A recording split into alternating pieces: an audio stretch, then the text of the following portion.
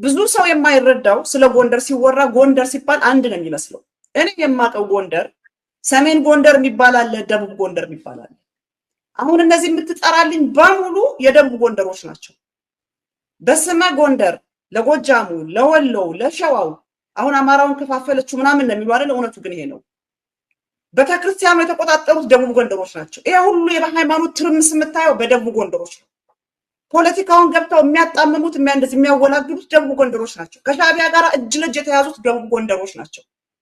ሌታሉን በአገር ደረጃ በግለሰብ እኮ ስራ መስራት አንችልም። ስራ ቦታችን እኮ የደቡብ ጎንደር ሰው ካለ ሻዕቢያን ፈልጎ ከሻዕቢያ ጋር ሆነው እኮ የሚያሰቃዩ ናቸው። ይሄ አሁን የምትየው ስኳድ በስመ ጎንደር የሚጠራው ደቡብ ጎንደሮች ናቸው። እኔ ሌላው የአማራ ህዝብ እነዚህን ኤክስፖዝ ማድረግ አለበት።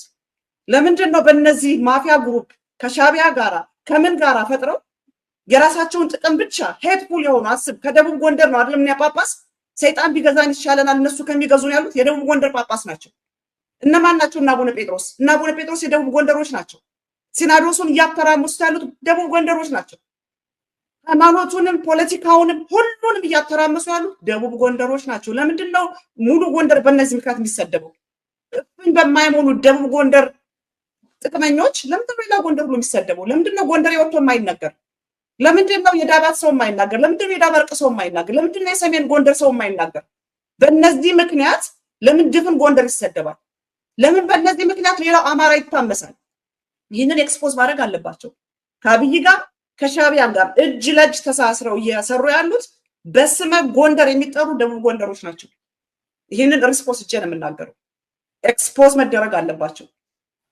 ይሄ ለሌላው ከመሀል ሀገር ለሚመጣ ለይቶ ላያውቅ ይችላል። ደቡብ ጎንደር የሚባል ግን ፖለቲካውን እንዳለ የያዙት እነሱ ናቸው። ሃይማኖቱን የያዙት እነሱ ናቸው። ኤቭሪቲንግ ይሄ ትርምስ የምታየው በእነሱ ምክንያት ነው።